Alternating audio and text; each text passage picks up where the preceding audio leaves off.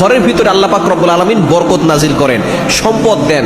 সুতরাং সূরা কাউসার ছোট্ট একটি সূরা, তবে এর ফজিলত কিন্তু অনেক বেশি। সূরা কাউসারের ভিতরে মাত্র 3টি আয়াত রয়েছে, ইন্না আতাইনাকাল কাউসার ফাসাল্লি লিরাব্বিকা ওয়ানহার ইন্না শানিয়াকা হুয়াল আবতার। এই সূরাটা কিন্তু আমরা সকলেই জানি। কিভাবে আপনি আমল করবেন এবং কি কি উপকার পাবেন এই সূরার মাধ্যমে। কারণ এই সূরাটা এমন একটা সময় নাজিল হয়েছিল যখন নবীজি সাল্লাল্লাহু আলাইহি ওয়াসাল্লাম পেরেশানিত অবস্থায় ছিলেন, অর্থাৎ তার সন্তান, ছেলে সন্তান যতগুলো ছিল সবগুলোই কিন্তু আল্লাহ পাক রব্বুল আলামিন ছোট অবস্থায় দুনিয়া থেকে নিয়ে গিয়েছিলেন।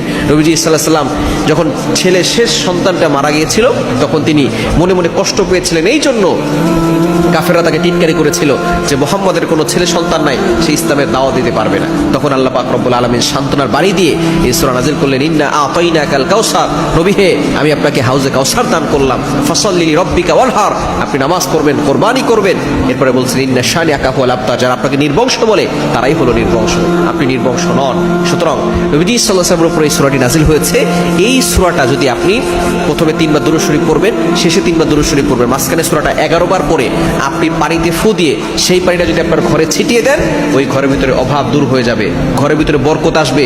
শুধু তাই নয়, ওই ঘরের মানুষদেরকে এবং সম্পদকে আল্লাহ পাক রব্বুল আলামিন নিজে হেফাজত করবেন, জানমালের হেফাজত করবেন। আল্লাহ পাক রব্বুল আলামিন দুশমনের ক্ষতি থেকে আল্লাহ পাক রব্বুল আলামিন এই সূরার মাধ্যমে হেফাজত করবেন। এবং যারা এই সূরা কাউসার বেশি বেশি পড়বে আল্লাহ পাক রব্বুল আলামিন তাদেরকে হাউজে কাউসারের পানি পান করাবেন। সুতরাং সূরা কাউসারের আমলটা একিনের সাথে আমল করবেন।